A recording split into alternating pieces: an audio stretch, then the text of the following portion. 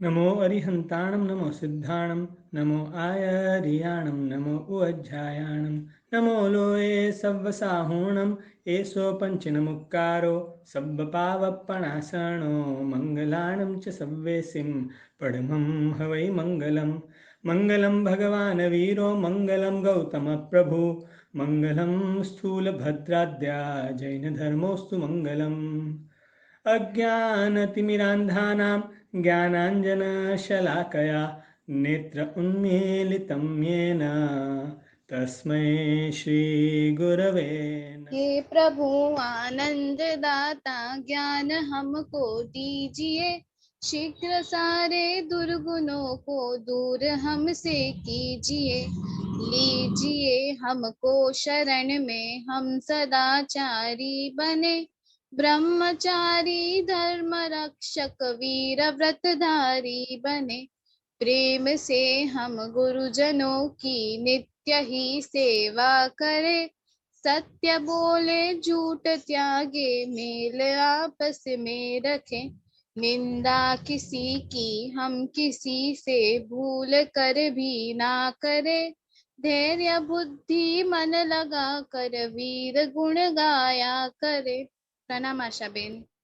प्रणाम। आज के स्वाध्याय की शुरुआत करते हैं।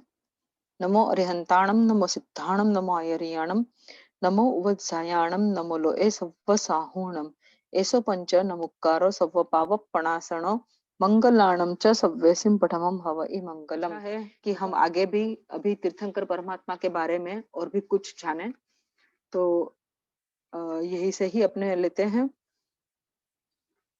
हमने लास्ट में नेमिनाथ भगवंत, श्री पार्श्वनाथ भगवंत और श्री महावीर भगवंत का बहुत शॉर्ट में बता दिया था। तो लास्ट से शुरू करते हैं, महावीर स्वामी भगवंत से। इसके लिए मैं ये खास बताऊंगी आप लोगों को कि अब की बार अगर पर्यूषण नॉर्मल होता है, बिना किसी रिस्ट्रिक्शन के, कोरोना की वजह से बिना किसी रिस्ट्रिक्शन से, अगर कोई कोरोना के कोई न प्रॉब्लम हो और आपको मंदिर उपाश्रय जाने का मौका मिले, गुरु भगवंत हो, तो पर्यूषण के जो 4th डे से शुरू होते हैं श्री कल्प सूत्र के व्याख्यान, वो 4th डे से सुबह और दोपहर को 2 टाइम शुरू होता है कल्प सूत्र के व्याख्यान। सो 4th day, 5th day, 6th day and 7th day, 4 दिन और 8 व्याख्यान। ये आप अगर सुनिएगा तो उसमें आपको प्रभु वीर के बारे में बहुत अच्छे से कुछ जानने को मिलेगा, बहुत अच्छे से। और ऐसा है कि कल्पसूत्र, श्री कल्पसूत्र का, कि एवरी ईयर अगर आप सुनो गुरु भगवंत के मुख से, तो हर बार उसमें से कुछ नया ही मिलेगा, क्योंकि प्रभु वीर का जीवन चरित्र ही ऐसा है। आपको पता है ऋषभदेव भगवान का चरित्र भी लंबा श्री कल्पसूत्र में क्या है, लास्ट मतलब 24th तीर्थंकर से स्टार्ट होता है। तो 24th तीर्थंकर का मतलब श्री महावीर स्वामी भगवान का एक एक बात इसमें आता है। पांचों कल्याणक के बारे में भी बहुत ही डिटेल से बात आती है, मतलब काफी लंबा चलता है श्री महावीर स्वामी भगवान का चरित्र। उसके बाद फिर 23rd भगवान श्री पार्श्वनाथ भगवान का, वो भी चलता है अच्छे से, लेकिन श्री महावीर स्वामी भगवान के जितना डिटेल्स में नहीं। फिर उसके बाद 22nd नेमिनाथ भगवान का भी चरित्र थोड़ा डिटेल्स आता है। उसके बाद क्या होता है, 21वें भगवंत श्री नमीनाथ भगवंत से लेके अजितनाथ भगवंत तक के सिर्फ खाली उनके आंतरे सुनाई जाते हैं। आंतरा माने कि ये भगवान और वो भगवान, मतलब 21वां और 20वें भगवान के बीच में कितना गैप रहा, दोनों के निर्वाण के बीच में। फिर 20वें और 19वें, 19वें और 18वें, 17वां, 16वां, 15th, इस तरह से खाली समय का माप बोला जाता है कि ये भगवान और ये भगवान के बीच में इतना समय चला गया। और फिर अपना शुरू होता है श्री आदिनाथ भगवान का, और उनका भी डिटेल में चरित्र आता है। तो श्री महावीर स्वामी भगवंत का चरित्र श्री कल्पसूत्र में से मैंने जितना ज्यादा सुना है, और जितना हो सका उतना लिख भी पाया है हम, और उसको थोड़ा रिपीट भी किया है। और मेरे नसीब से मुझे श्री महावीर साईं भगवान के चरित्र के बारे में और भी किताबें मिलती रही। जैसे एक किताब है श्री भुवन भानुश्री सोजी महाराज साहब की लिखी हुई आपड़ा अरिहंत, अरिहंतनी ओळख। फिर उसके बाद आज ही जैसे मैंने एक किताब पढ़नी शुरू की, जो अभी अभी नया सेट आया है, श्री चंद्रशेखर विजय जी महाराज साहब की लिखी हुई किताबों का, उनके शिष्य की लिखी हुई किताबों का, जिसमें एक था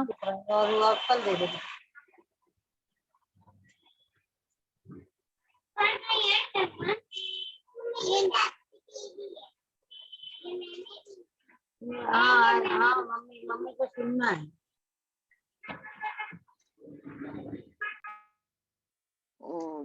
म्यूट कीजिएगा प्लीज सबको।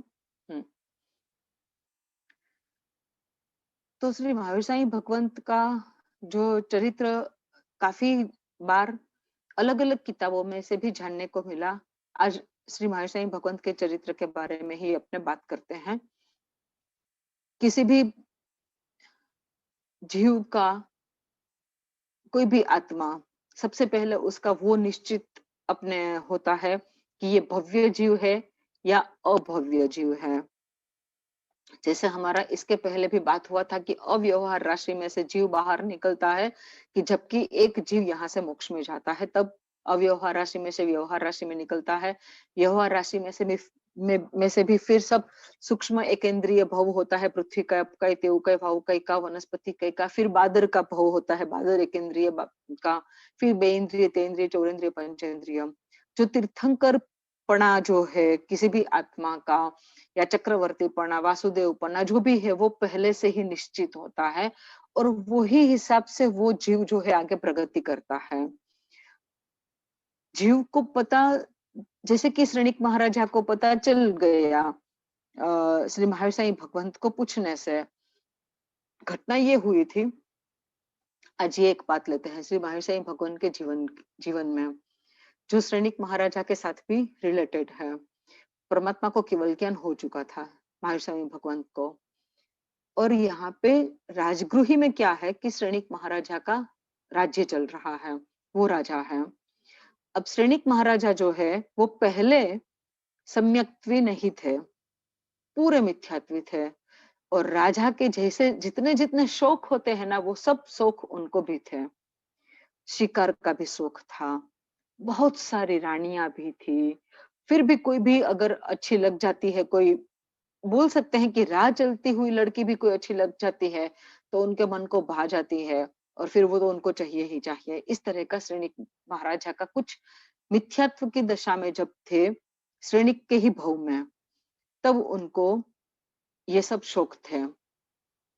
अब इसमें क्या हुआ कि एक बार वो शिकार करने के लिए गए, और उन्होंने इतने ब्रिलियंट थे वो शिकार की बाबत में, कि जंगल में अगर कोई एनिमल निकलता है तो उसकी चलने की आवाज से वो ये पता लगा लेते थे कि कौन सा एनिमल जा रहा है, माने हिरन जा रहा है, गेंडा जा रहा है, जिराफ जा रहा है, वो अंदाज लगा लेते थे, और कौन सी दिशा में जा रहे हैं वो भी अंदाज लगा लेते थे।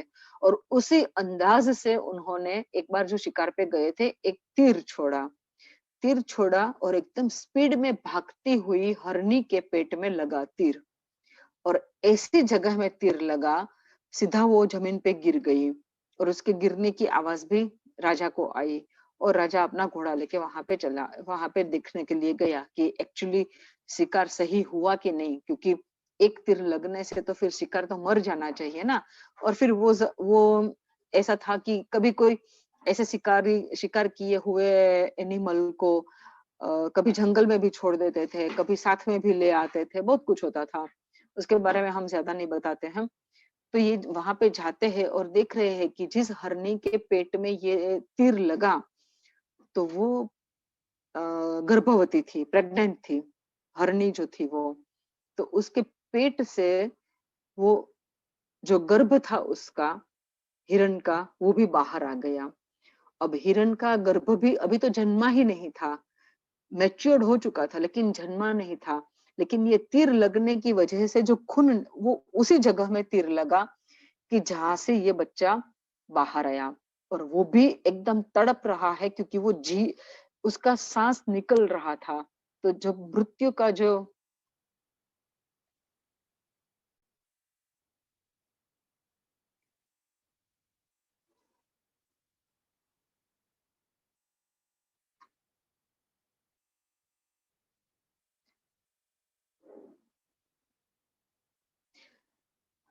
हम विनती करते हैं आप लोग सबसे कि जब मेरा बोलने का चल रहा हो, इस तरह से जो हम बोल रहे हैं उसके रिलेटेड अगर कोई बात हो या आपका क्वेश्चन हो तो पूछो।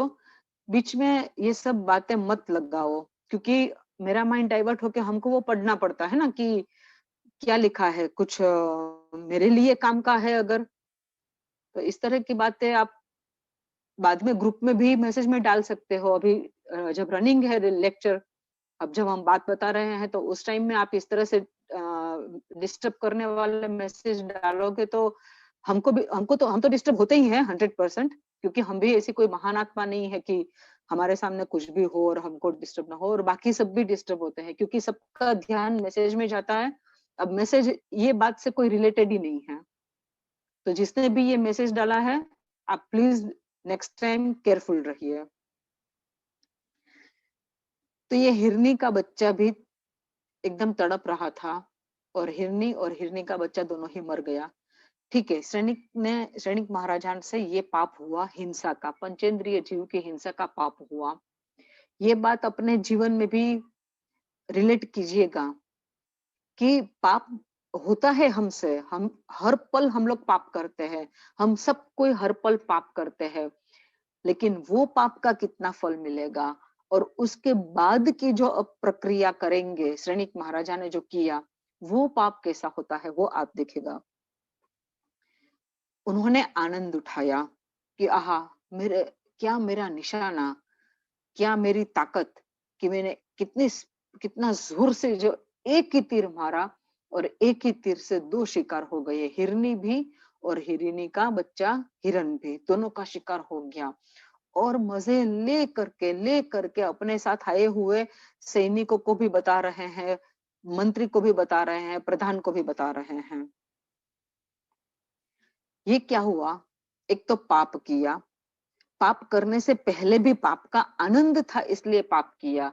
जैसे कि हम लोगों को पिक्चर देखने का अच्छा लगता है इसलिए हम लोग पिक्चर देखने जाते हैं, तो पहले से ही पाप का आनंद मन में है, अभी पाप किया भी नहीं है, अभी हम लोग मूवी देखने गए भी नहीं है, लेकिन जाने से पहले कितना उत्साह, कितना आनंद, कितना मतलब उसके लिए प्रिपरेशन होता है।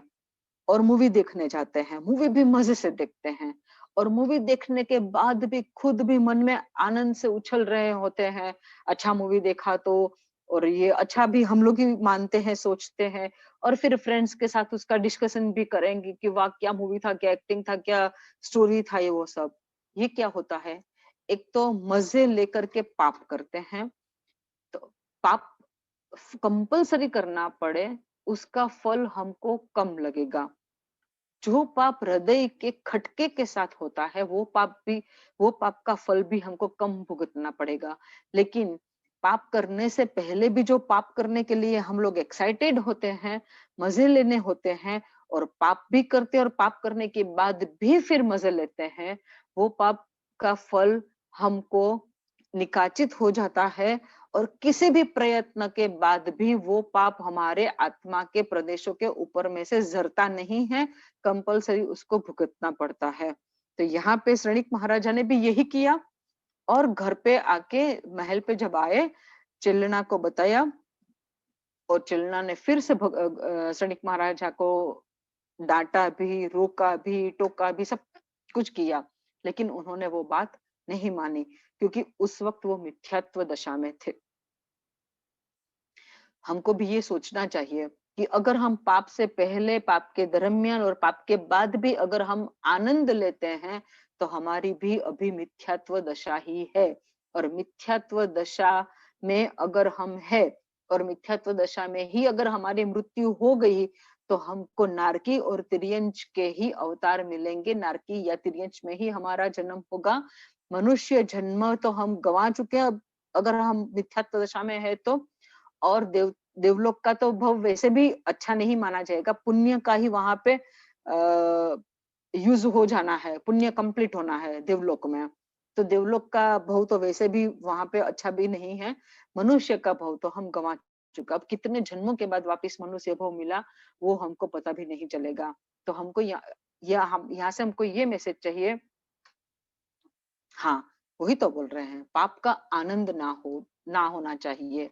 एक तो पाप करने से पहले भी खटकना चाहिए, पाप करते वक्त भी हमारा हृदय खटकना चाहिए, और उसका पश्चाताप तो जरूर होना चाहिए। सारे पाप हमारे जीवन में ऐसे नहीं है कि जिसका हमको पश्चाताप ना हो सके। हम हर पाप का पश्चाताप कर सकते हैं, और कुछ पाप हमारे ऐसे होते हैं जो बिन जरूरी होते हैं, टोटली उसका कोई पाप की अनुमोदना तो बिल्कुल ही नहीं करनी है, उसका पश्चाताप भी करना है। जैसे मैंने मूवी का बात बताया, ठीक है, अब जैसे हम मैरिड है, ठीक है, अब हमको अगर हम धर्म समझते हैं और हम जितना हो सके हमारे में उसका आचरण करना हम चाहते हैं, लेकिन हम जिस व्यक्ति से जुड़े हैं, जैसे मेरे हस्बैंड है, तो उनको अगर कोई शौक है और अब वो भी जानते हैं कि ये करने में पाप लगता है, लेकिन फिर भी मोहनीय कर्म के उदय से कुछ पाप करने का अगर मन हो जाता है, तो वो किया अगर भी, तो भी उसका पछतावा भी होना चाहिए और प्रायश्चित भी लेना चाहिए, दोनों बात है। तो क्या होगा कि वो पाप का फल जब हमको भुगतने का बारी आएगा, कुछ समय के बाद, कुछ सालों के बाद या कुछ जन्मों के बाद, तो वो हमको उतना खराब फल नहीं देगा। अगर बिना प्रायश्चित का, बिना पछतावे के अगर हम पाप करते ही जाएंगे, तो जिस तरह से प्रभु वीर के जीवन में साधना काल के दरमियान जो जो उपसर्ग आए, उससे भी कई खतरनाक उपसर्गों को हमको सहन करना पड़ेगा। हम लोगों की दृष्टि से परमात्मा महावीर स्वामी को जो भी उपसर्ग आए वो सबसे खतरनाक उपसर्ग थे, लेकिन चूंकि वो परमात्मा थे, अरिहंत परमात्मा थे, प्रथम संज्ञान वाले होते हैं, उनका आयुष्य जो होता है वो नियमा कंप्लीट होता है। हम लोग के जैसे एक्सीडेंट होने से डेथ हो जाना, या कोई डिसीज हो और डेथ हो जाना, या कोई हमको तलवार भी मार दे तो हमारा डेथ हो जाता है, इस तरह से परमात्मा का नहीं होता है। जिनका प्रथम संज्ञान होता है और आयुष्य भी उस तरह से होता है, तो उनका नियमा अपने वो जन्म में पिछले जन्म में ये जन्म का जितना आयुष्य बांधा होता है, माने या तो श्वासोश्वास प्रमाण आयुष्य बांधा जाता है कि ये माता के गर्भ में आएगा, तब से लेके इतना श्वासोश्वास वो लेगा और उसके बाद ही उसका मृत्यु होगा। काफी और या तो फिर हार्ट बीट किसे होता है कि माता के गर्भ में आके फिर इतने हार्ट बीट वो लेगा, उसके बाद ही उसका डेथ होगा। तो ये जो इस प्रकार के आयुष्य वाले होते हैं, उनमें ये बात कंपलसरी होती है। हम लोग का उस प्रकार का आयुष्य नहीं होता है, इसलिए हम लोग को कुछ भी ऐसा कोई संजोग उत्पन्न होता है तो हमारी अचानक से भी डेथ हो जाती है। लेकिन क्या फर्क पड़ता है, हमारे भी उतने ही श्वासोश्वास होते हैं जितने हमने वो जन्म में बांधे हैं, उतनी ही धड़कनें होती है हमको भी जीने की। लेकिन क्या होती है कि अगर मेरा 100 साल मेरा 75 ईयर का आयुष्य है और अभी हम 55 ईयर के हैं, तो अगर समझो कि मेरा अभी 20 साल का आयुष्य बाकी है, लेकिन कल अगर हमारा एक्सीडेंट हुआ और रोड पर ही हमारा हालत ऐसा हो गया कि मतलब with in minute 2 minute 5 minutes में डेथ हो गया, तो क्या होगा, वो जो 20 साल तक में हम जितने श्वासोश्वास लेने वाले थे या जितने हार्टबीट्स लेने वाले थे, वो सब मेरा ये मिनिमम टाइम में मेरा कंप्लीट हो जाता है, और वो कंप्लीट होके मेरा डेथ हो जाता है। तो इस तरह से हम लोग का आयुष्य अभी उस प्रकार का है। तो यहाँ पे श्रेणिक महाराजा की हम बात कर रहे थे। श्रेणिक महाराजा चलना रानी के समझाने से भी नहीं समझते हैं। अब क्या होता है कि एक बार श्रेणिक महाराजा इसी तरह से जंगल में निकले थे घोड़े पे और अकेले पड़ गए, सैनिक पीछे रह गए, कोई इधर उधर रास्ते में चले गए, श्रेणिक महाराजा दूसरे रास्ते पे चले गए। और वहां पे उन्होंने एक एकदम यंग और बहुत ही हैंडसम साधु देखे जो काउसग में थे। तो वो तो देखते ही रह गए, एकदम जैसे राजा महाराजा हो ऐसा उनका दिखाव, लेकिन पहने हैं साधु के कपड़े और थे भी काउसग में। उनको जैन मुनि का परिचय था। फिर उन्होंने थोड़ा वेट किया, वहां पे खड़े रहे, क्योंकि अब उनका पुण्योदय जागृत होने वाला था, कर्म का थोड़ा क्षय होने वाला था, इसलिए उनको वहां रुकने का मन हुआ। वहां पे रुके। जैसे ही उन्होंने कौशिक पारा, ध्यान में से बाहर आए, तो तुरंत पूछा कि आप इतनी छोटी उम्र में क्यों दीक्षा ले ली? तो बोला, क्या आपका कोई नहीं था? तो साधु ने बोला, नहीं मेरा कोई नहीं था, इसलिए मैंने दीक्षा ले ली। बोला, आपका कोई नहीं है तो मैं आपका बनता हूँ, मैं आपका स्वामी बनता हूँ, मैं आपका नाथ बनता हूँ, मैं आपका आधार बनता हूँ। तो आप आ जाइए वापस संसार में, मैं आपका ध्यान रखूंगा। आप इतनी छोटी उम्र में और इतनी सुकोमल आपकी काया है, तो आप इस तरह से क्यों कष्ट सहन कर रहे हैं संयम जीवन के? तो वो मुनि ने बोला कि आप क्या मेरा आधार बनोगे? आप क्या मेरे नाथ बनोगे? आप तो खुद अनाथ हो।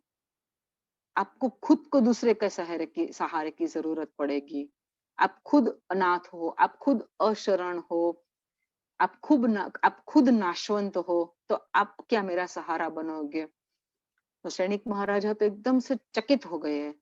ऐसा उन्होंने कभी सुना नहीं था, ऐसा कभी सोचा भी नहीं था कि मैं अनाथ हूँ, क्योंकि वो तो खुद तो मगध के राजा थे।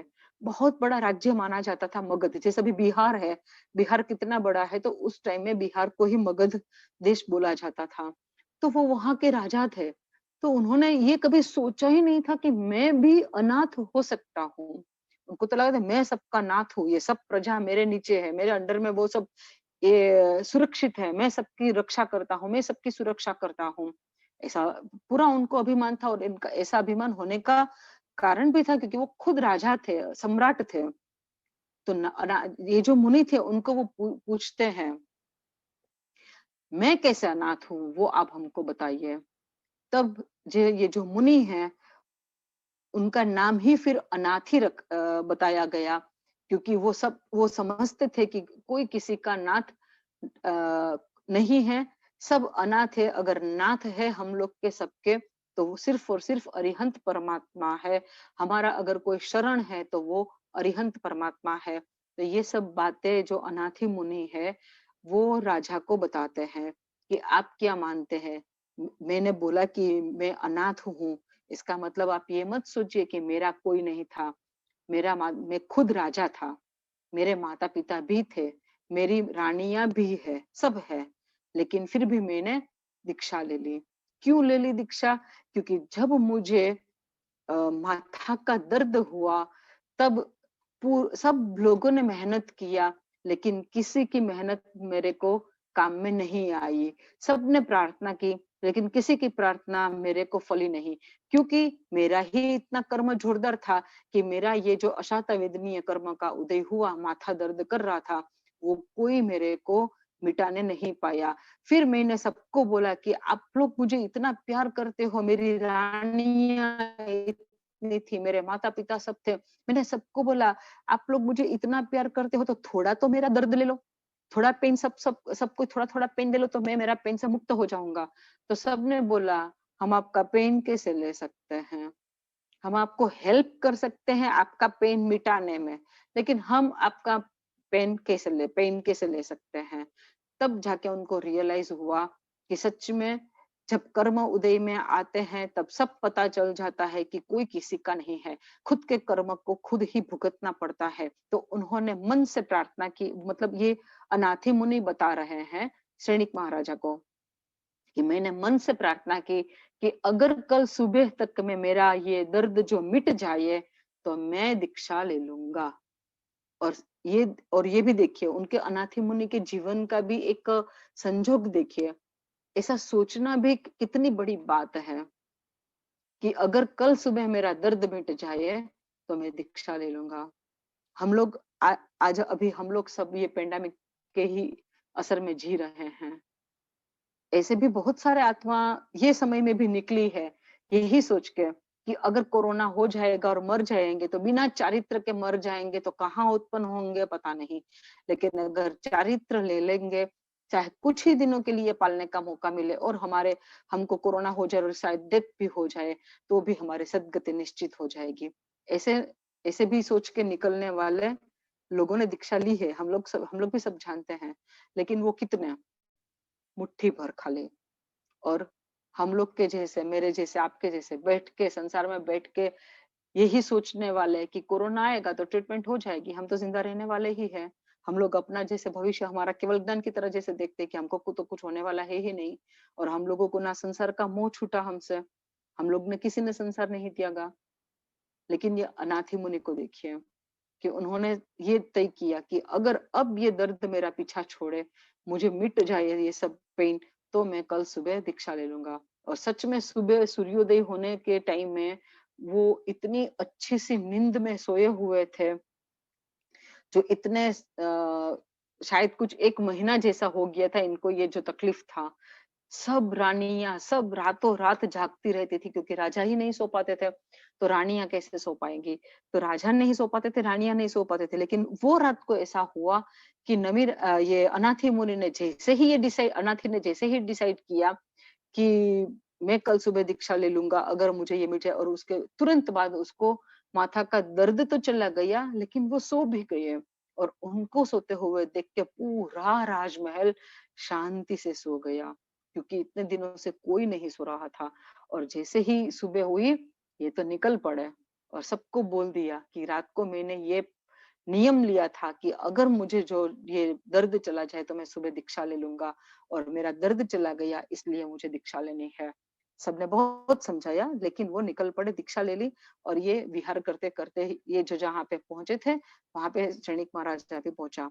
और ये समय ऐसा हुआ कि उनकी बातों को सुन के श्रेणिक महाराजा की जो गलत दृष्टि थी, मिथ्या दृष्टि जो थी कि मैं ही सबका रक्षणहार हूँ, मैं ही सबका नाथ हूँ, मैं ही सबको सलामत रखता हूँ, वो पूरी मिथ्या दृष्टि उनकी निकल चुकी।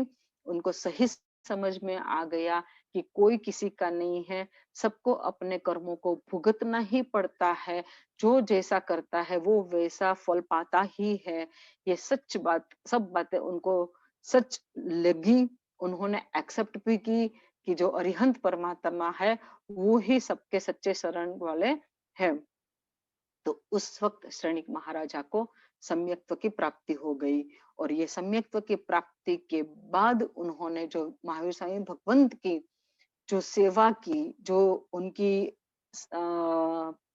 भक्ति की, उसी की वजह से उन्होंने वहां पे तीर्थंकर नाम कर्म को भी निकाचित किया।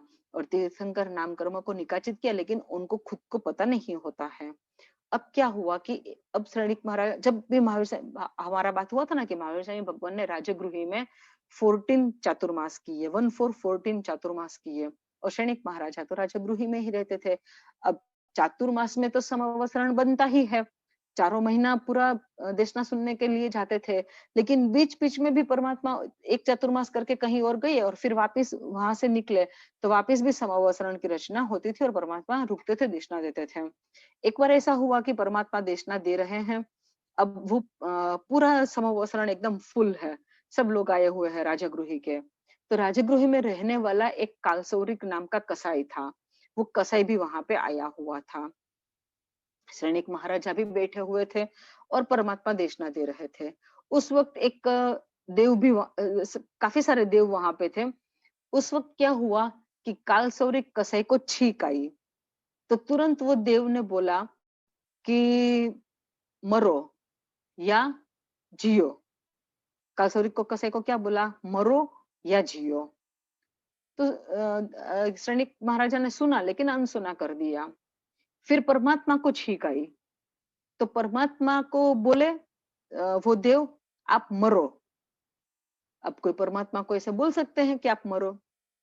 तो ये श्रेणिक महाराजा तो एकदम जैसे गुस्सा हो गए। और उसी वक्त श्रेणिक महाराजा को भी छींक आया, तो वो जो देव था वो बोला, आप बहुत जियो, आप चिरंजीव हो। अब श्रेणिक महाराजा को समझ में नहीं आया कि ये देव क्या बकवास किए जा रहा है। हमको बोलता है वो चिरंजीव हो, परमात्मा को बोलता है मरो, और ये कालसौरिक को बोलता है जियो या मरो। तुरंत परमात्मा केवल ज्ञानी भगवान सामने में ही विराजमान थे, तुरंत अपनी शंका पूछते हैं कि परमात्मा ये देव क्या बोल रहा है, मुझे कुछ समझ में नहीं आ रहा है, आप कुछ हमको समझाइए। तब परमात्मा बताते हैं कि ये कालसौरिक कसाई ने छींक खाई और उसको बोला जियो या मरो। क्यों ऐसा बोला कि ये कालसौरिक कसाई जो है वो अभी जिंदा है, तब भी ये इतनी हर रोज की पंचेंद्रिय जीवों की हत्या कर रहा है, और ये मर तो मतलब यहाँ पे भी वो पाप ही बांध रहा है और पाप का फल भुगत भी रहा है। और यहाँ से मर के वो सीधा सातवीं नरकी में जाएगा, तो वहां पे भी उसको तो दुख ही भुगतना है, और वहां जाके भी वो और नए कर्म बांधेगा। इसलिए अभी भी चिकने कर्म बांध रहा है और मर के भी चिकने कर्म बांधेगा। इसलिए ये देव ऐसे बोला जियो या मरो, मतलब कि तुम्हारे जिए जिंदा रहने से भी कोई फर्क नहीं पड़ेगा, मरने से भी कोई फर्क नहीं पड़ेगा, तुम इधर भी पाप कर रहे हो उधर भी पाप करोगे। ठीक है, बात तो समझ में आ गई श्रेणिक महाराजा को। फिर उन्होंने पूछा आपको क्यों बोला कि मरो, कोई तीर्थंकर परमात्मा को बोलते हैं आप मरो? हम तो ये बोलते हैं परमात्मा यावत चंद्र दिवाकर और परमात्मा जुग जुग जियो, तो आपको क्यों ऐसे बोल दिया कि आप मरो?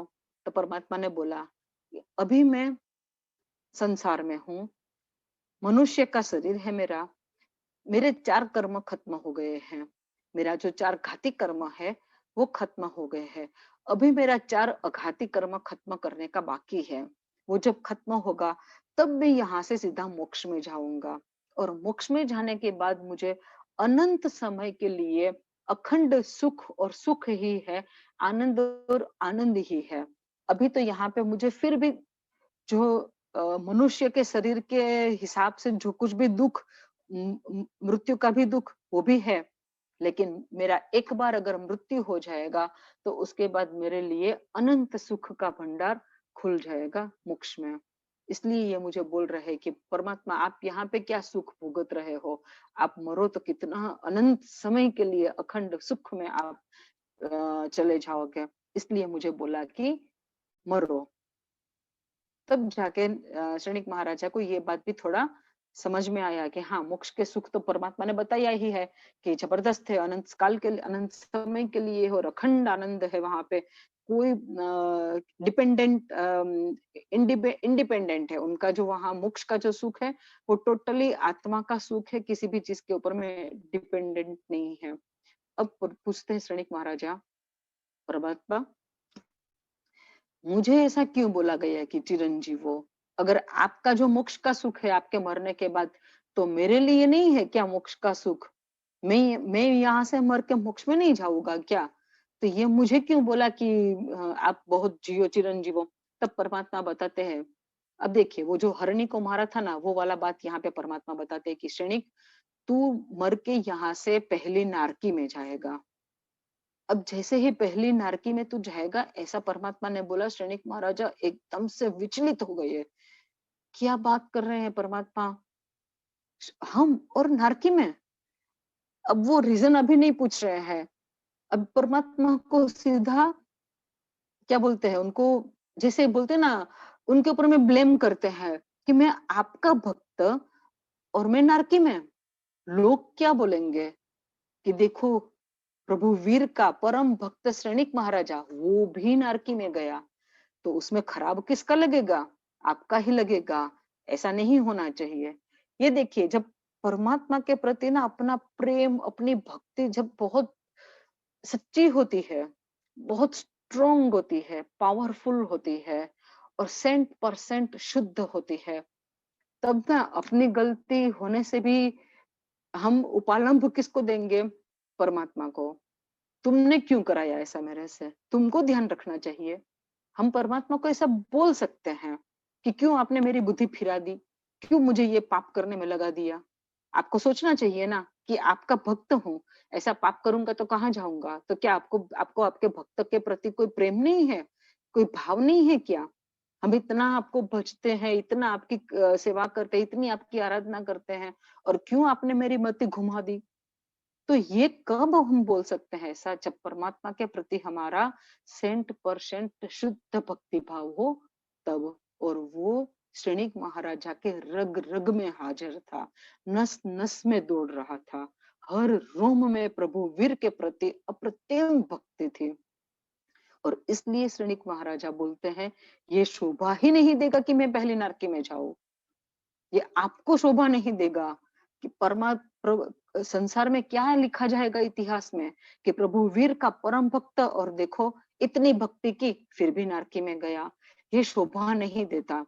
तो प्रभु वीर उनको बहुत ही प्रेम से वात्सल्य से बताते हैं, श्रेणिक मेरा भक्त नारकी में नहीं जाता है, लेकिन ये जो नारकी में जाने का कर्म जो तूने बांध लिया है वो मेरे को मिलने से पहले बांधा है, ये तूने मिथ्यात्व की दशा में बांधा है कर्म।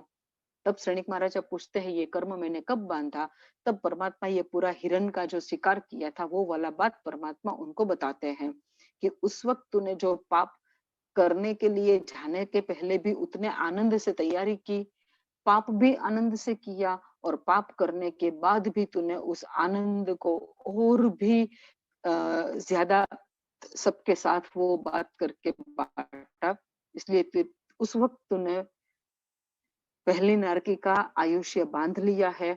और एक बार जब हम अगले जन्म का आयुष्य बांध लेते हैं उसके बाद उसमें कोई भी उसमें परिवर्तन नहीं कर सकता है, वो कंपलसरी वो करना ही, वो ही आयुष्य भुगतना ही पड़ेगा, उसी गति में हमको जन्म लेना ही पड़ेगा। तो मुझे मिलने से पहले तूने ये कर्म बांध लिया था, इसलिए तेरा पहली नारकी में जाना तो कंपलसरी है। अब श्रेणिक महाराजा पूछते हैं कि परमात्मा पहली नारकी में आपने कहा वो सत्य है, मैं आपके केवल ज्ञान के ऊपर में कोई डाउट नहीं कर रहा हूँ, लेकिन मेरा मन इतना विचलित हो रहा है कि पहली नारकी से बचने का कोई तो उपाय होगा, आप हमें उपाय बताइए। अब परमात्मा को भी पता है कि उसने, परमात्मा ने खुद बताया समोसरण में कि बंध गया और तुमको निश्चित रूप से उसमें जाने का है, लेकिन फिर भी परमात्मा खाली श्रेणिक महाराजों आश्वासन देने के लिए और दूसरी ओर हम सबको ये एक जैसे परमात्मा ने मैसेज भी दिया कि एक बार बंधा हुआ आयुष्य हम चाहे उसके बाद कितना भी धर्म करे, करना ही चाहिए, उसके बाद भी धर्म करना ही चाहिए, क्योंकि अगला जन्म खाली हमने ऐसे पाप कर्म आचरने के टाइम में ये निचली गति का आयुष्य बांध लिया, लेकिन आगे हमको फिर हमारा कोई ऐसा खराब विचार ना आ जाए और खराब काम हमसे ना हो जाए और ऐसी दुर्गति का हम आयुष्य न बांधे, इसलिए धर्म तो कंटिन्यू करना चाहिए। लेकिन एक बार बांधा हुआ जो कर्म है, आयुष्य कर्म, वो हमको भुगतना पड़ता है, वो किसी भी उपाय से छूट नहीं सकता है। तो भगवंत उनको ये उपाय बताते हैं, परमात्मा 3 उपाय उसको बताते हैं कि अगर तुम ये कालसौरिक कसाई को सिर्फ एक दिन के लिए हिंसा से दूर रखो, हिंसा ना करे ऐसे तुम उपाय करो, और वो हिंसा नहीं करेगा अगर एक दिन के लिए, तो तुम नरकी में नहीं जाएगा। अब दूसरा उपाय भी संग संग सुन लो। श्रेणिक महाराजा तो एकदम उतावले हो गए, श्रम अवसरण में खड़े हो गए, हाँ भगवंत मैं अभी ही कालसौरिक को जेल में डाल देता हूँ, तो कहाँ से हिंसा करेगा। परमात्मा बोलते हैं रुको, उपाय सुन के जाओ, दूसरा उपाय भी, शायद ये ना माना तो दूसरा उपाय सुनते जाओ। जो तुम्हारे राजमहल में जो दासी है जिसका नाम कपिला है, उसको उसके हाथों से दान दिला दो, उसके हाथों से दान दिला के अगर तुम सफल हो गए तो भी तुम्हारा पहली नारकी का आयुष्य खत्म हो जाएगा, नहीं जाना पड़ेगा तुमको पहले नारकी में। तो श्रेणिक महाराजा बोलते हैं इसमें कौन सी बड़ी बात है, मैं पूरा राज भंडार खुला छोड़ दूंगा और कपिला दासी को खड़ी कर दूंगा और उसको ऑर्डर कर दूंगा कि जाओ तुम सबको जितना है सब दान दे दो, लेकिन हम पहली नारकी में तो जाएगा ही नहीं, हम नारकी में जाएगा ही नहीं। परमात्मा बोलते हैं रुको, फिर भी अगर कपिला दासी भी नहीं मानी तो तुम्हारे ही राज्य में एक पुण्य नाम का श्रावक रहता है जो सामायिक करता है, साधर्मिक भक्ति करता है, एकाशना करता है। ऐसा पुण्य श्रावक जो है उसके पास जाओ और उसको बोलो कि उसकी एक ही सामयिक का पुण्य तुमको दे दे। अगर वो उसकी एक सामयिक का पुण्य तुमको दे देगा तो भी तुम्हारे को नारकी में नहीं जाना पड़ेगा। तो सैनिक को ये भी आसान तरीका लगता है कि ये परमात्मा ये तो तीनों के तीनों हम कर देंगे, इसमें कोई डाउट नहीं है, आप आज्ञा दीजिए। परमात्मा आज्ञा देते हैं, सैनिक महाराजा निकलते हैं, सब कलकाल सौरी को तो वहीं से उठा लिया समोसरण में से ही। और उसको एक अंध कुआं था जिसमें पानी नहीं था, एक कुआं था और पूरा डार्क था एकदम। तो उसमें उसको एकदम उतार के रख दिया नीचे में तल में, ताकि वो बाहर ना आ जाए और जो वो हत्या करता था हर रोज पंचेंद्रिय जीवों की, वो ना कर पाए। तो कब उसको वहां पे उतार देता है। दूसरे वो क्या करते हैं, तीनों उपाय को एक साथ साथ कर लेते हैं। यहाँ पे कालसौरी कसाई को एक खड्डे में उतार दिया कुएं में, और चारों ओर सिपाहियों को रख दिया कि ये बाहर ना निकले, और वो तुम लोगों को किसी को भी उसको कोई एनिमल नहीं देना है। दूसरी ओर राजभंडार को खुला छोड़ दिया, कपिला दासी को आज्ञा कर दी कि तुम दान दो, और वहां पे भी अपने सैनिकों को, विश्वासु जो सैनिक थे उनको खड़ा रख दिया कि तुमको कोई मतलब वो किसी को भी दान ना दे, ऐसा ना बने। और फिर पूरे राज्य में पूरे राजगृह नगरी में ये ढंढेरा पिटा दिया, जैसे बोलते हैं ना नगाड़े, इसमें ढोल पीट पीट पीट के सब जगह में मैसेज दे रहा है कि आज जिसको जो चाहिए, मतलब सबको जाइए, सबको मिलेगा, आज दान मिलेगा राजा की ओर से। ये दूसरा उपाय भी उन्होंने शुरू करवा दिया।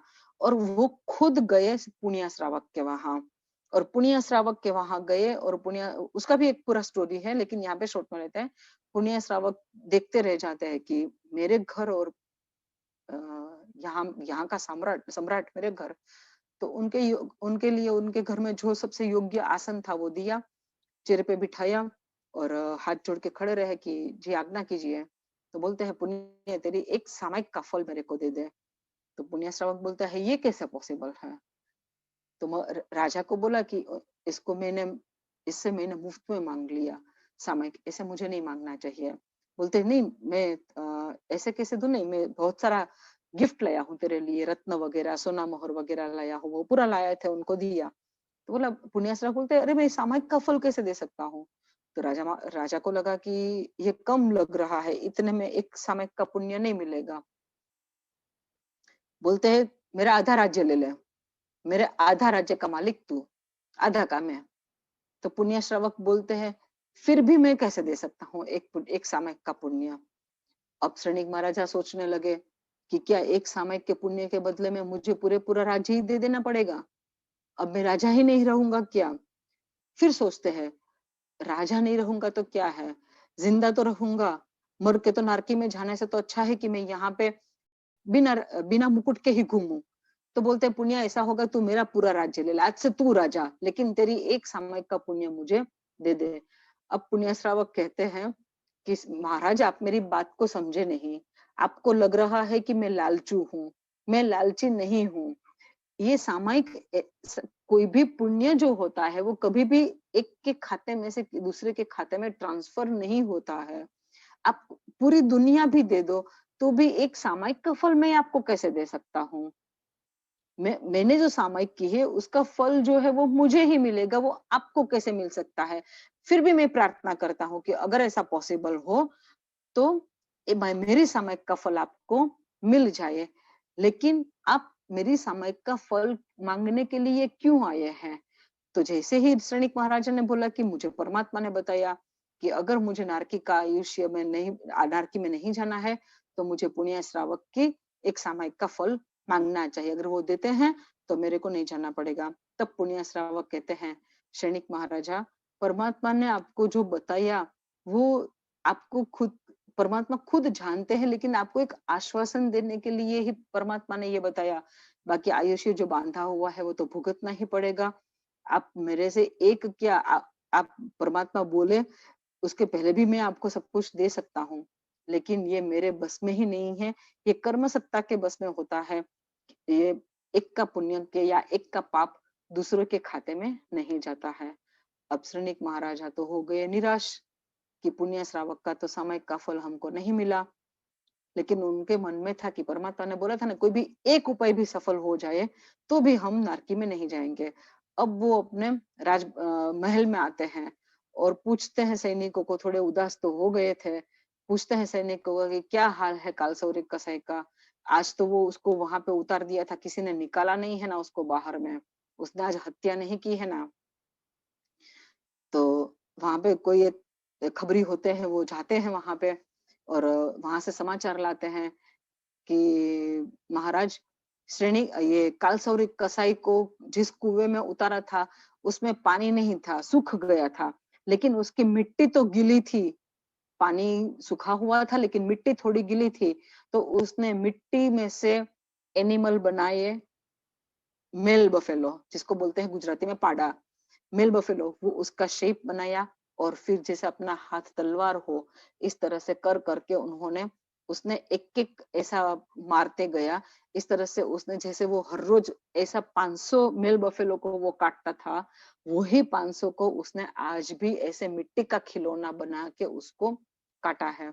यहाँ पे ये बात सोचिएगा, मिट्टी का खिलौना बना के उसको ओरिजिनल मान के उसको मारने में भी सही, रियल में जो एनिमल को मारने का पाप लगता है, वही पाप यहाँ पे भी खिलौने को मारने में भी लगता है, अगर उसमें हमारे भाव ऐसे जुड़े हुए हैं कि वे रियल है।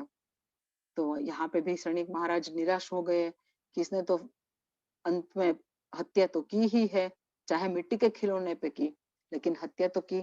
कोई बात नहीं, ये तो अपने ही बस की बात है ना, राजमहल का पूरा दान देने के लिए कपिला दासी को खड़ा कर दिया है, ये तो हमारे ही बस की बात है, यहाँ पे क्या हो सकता है।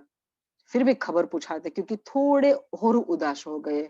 2 जगह से उनको निष्फलता मिली, तो तीसरी जगह से भी आशा करते थे कि सफलता मिले, लेकिन डर भी था मन में कि परमात्मा ने बोला था, इसलिए ये भी असफल हो सकता है, लेकिन ये कैसे असफल हो सकता है।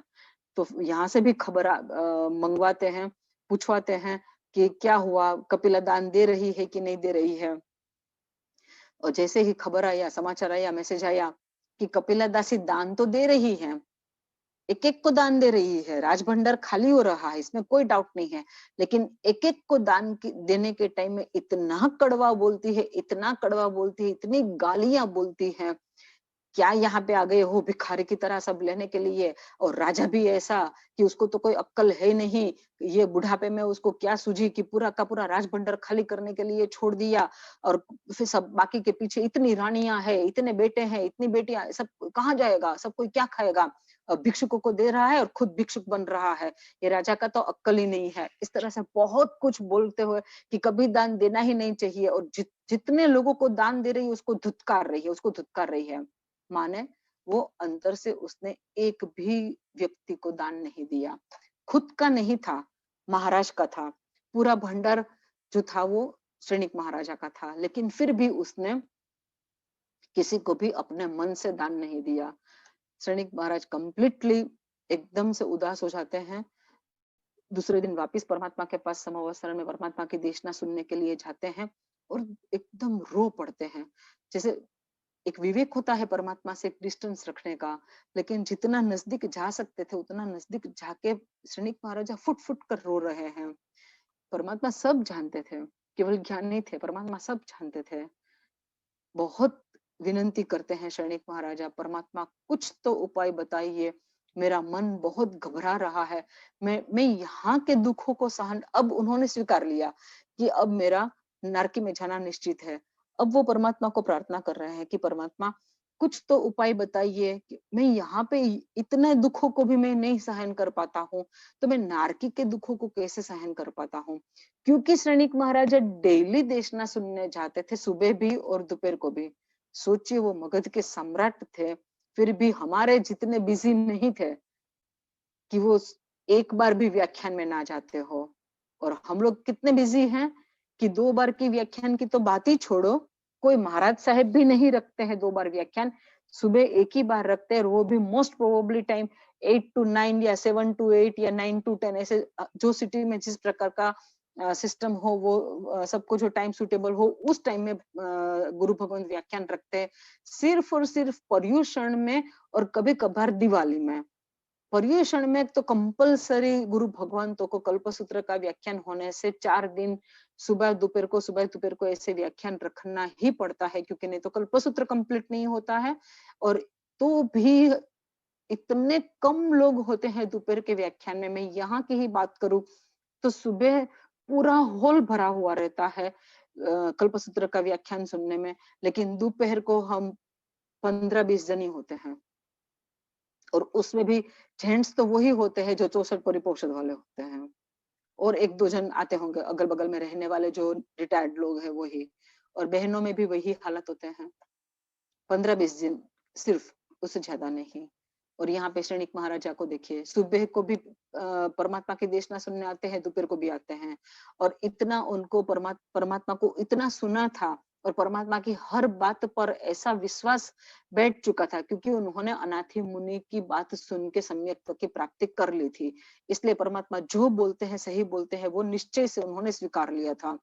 तो यहाँ पे श्रेणिक महाराजा रोए जा रहे हैं, परमात्मा से अपने मन को शांत करने के लिए अब उपाय पूछ रहे हैं कि परमात्मा मैं वहां का दुख नहीं सहन कर पाऊंगा, तो इसका मुझे कुछ उपाय बताइए कि मैं कैसे वो दुखों को सहन करूं। मुझे कुछ ऐसा बताइए जो मेरे मन को एकदम शांत कर दे, कषायों से मुझे पीड़ा ना हो।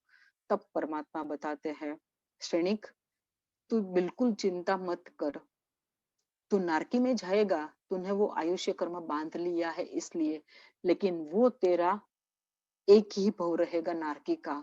उसके बाद जब तू नारकी से निकलेगा, तब तू प्रथम तीर्थंकर बनेगा उत्सर्पिणी काल का।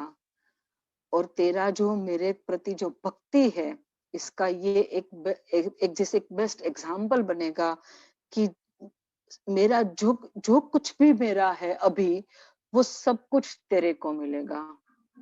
माने मेरा 72 वर्ष का आयुष्य, 72 ईयर का आयुष्य, तेरा भी 72 ईयर का आयुष्य रहेगा। मेरा गोल्डन कलर सुवर्ण वर्ण, तेरा भी सुवर्ण वर्ण रहेगा। मेरा सिंह लांछन है लायन, तेरा भी लायन लांछन रहेगा। मेरा चैत्र सुद तेरस को जन्म हुआ था, तेरा भी चैत्र सुद तेरस को जन्म होगा। मेरा दिवाली के दिन निर्वाण हुआ, तेरा भी दिवाली के दिन निर्वाण होगा। मेरा वैशाख सुद दशम के दिन मेरा केवल ज्ञान हुआ, तेरा भी वैशाख सुद दशम के दिन केवल ज्ञान होगा। सब कुछ तेरा मेरे जैसे होगा। तूने तीर्थंकर नाम कर्म को ऑलरेडी निकाचित कर लिया है, क्योंकि तूने सम्यक तो पाया। उसके बाद तूने जो मेरी भक्ति की है, अरिहंत परमात्मा की भक्ति इतनी जबरदस्त तूने की है कि उसके फल स्वरूप जैसे कि विशेष स्थानक का एक पद है, अरिहंत परमात्मा सबसे प्रथम पद, श्री अरिहंत पद, उसकी तूने ऐसी भक्ति की है कि उस भक्ति के स्वरूप में तूने तीर्थंकर नाम कर्म को निकाचित कर लिया है। और तीर्थंकर नाम कर्म निकाचित होने के बाद तो एक ही भव बचता है, या देवलोक का या नरकी का। अगर तीर्थंकर नाम कर्म निकाचित करने के बाद अगर अगले जन्म का आयुष्य बंधता है, तो वो तो नियमा देवलोक का, और वो भी वैमानिक देवलोक का। लेकिन अगर तीर्थंकर नाम कर्म निकाचित करने से पहले आयुष्य का बंध पड़ा, तो नारकी का भी हो सकता है या देवलोक का भी हो सकता है। तेरा नारकी का हुआ क्योंकि तूने मिथ्यात्व दशा में पाप किया था, लेकिन अब तेरा जो सम्यक्त्व है, तीर्थंकर नाम कर्म तो निकाचित हो ही चुका है, इसलिए तू तीर्थंकर बनेगा ही, ये अभी से कंफर्म है। और दूसरी बात, तू क्षायिक सम्यक्त्व का धनी है। अब तो स्वामी है क्षायिक सम्यक्त्व का, मतलब जो इनको सम्यक्त्व मिला था वो क्षायिक सम्यक्त्व था। क्षायिक सम्यक्त्व के जैसे 5 प्रकार है, उसमें से जो क्षायिक सम्यक्त्व है वो ऐसा है कि वो एक बार आत्मा अगर प्राप्त कर लेता है क्षायिक सम्यक्त्व को, तो वो सम्यक्त्व वापिस कभी जाएगा ही नहीं। और नेक्स्ट भव में, माने एक इसके बाद का एक भव या दूसरा भव या तीसरा भव, मैक्स टू मैक्स 5 भव में वो आत्मा की मोक्ष हो जाता है। तो श्रेणिक, तू क्षायिक सम्यक्त्व का स्वामी है, इसलिए तू बिल्कुल चिंता मत कर। क्षायिक सम्यक्त्व भी है तेरे पास, इसलिए तू नारकी के दुखों को भी आसानी से सहन कर पाएगा, और देह और आत्मा का भान तू समझ पाएगा, तू फील करेगा, और तू प्रथम तीर्थंकर भी बनेगा। ये इतनी बातें सुन के फिर श्रेणिक महाराजा का क्या हाल हुआ होगा, सोचिए। कोई खुद जिस परमात्मा के प्रति अप्रतिम जिसकी भक्ति है, असीमित जिसका प्रेम है, वो परमात्मा के मुख से अगर ये सुनने को मिल गया उनको कि तू खुद तीर्थंकर बनेगा, और वो भी पहला ही, जैसे अभी कृष्ण महाराजा है, उनको भी नेमिनाथ भगवंत ने बताया कि तू तीर्थंकर बनेगा, लेकिन कब? तो अभी आवती 24 में, मतलब फ्यूचर की 24 में 15वें तीर्थंकर बने, 15वां की 17वां ऐसे कुछ है, 15th और 17th तीर्थंकर बनोगे। तो अभी जैसे कृष्ण महाराजा के 5 भाव बाकी है, तो कृष्ण महाराजा को अभी टाइम है मोक्ष में जाने का, लेकिन श्रेणिक महाराजा का तो कितना जल्दी, अभी ये 5वां चल रहा है, उसके 21,000 का 18,000 अभी बाकी है, 3,000 जैसे कंप्लीट होने को है, 2,500 कंप्लीट हो गया, और फिर 18 भी 21,000 साल का, फिर पहला आरा आएगा उत्सर्पिणिकल का, वो भी 21,000 साल का, दूसरा आरा वो भी 21,000 साल का, तो टोटल 84,000 ईयर हो गया, 21,000 4 बार 84,000 ईयर हो गया। और उसके बाद तीसरा आरा जो शुरू होगा और वो थोड़ा ही बाकी होगा, तब इनका जन्म भी च्यवन होगा, जन्म होगा, पंच कल्याणक का महोत्सव होगा, जन्म होगा, दीक्षा लेंगे, केवल ज्ञान भी होगा, मोक्ष में भी जाएंगे। तो नियर समझिए कि कुछ 1 लाख साल के अंदर में, 1 लाख वर्ष के अंदर में तो श्रेणिक महाराजा का एज ए तीर्थंकर रूप में भी मोक्ष भी हो जाएगा, क्योंकि आयुष्य भी 72 ईयर्स है ओनली। तो इस तरह से परमात्मा की बातों को सुन के उनके जैसे पूरे घायल हो चुके थे, दर्द ये विचारों से पूरा उनका शरीर, उनकी आत्मा इसके ऊपर में एकदम से मरहम पट्टी हो गई। 1 सेकंड।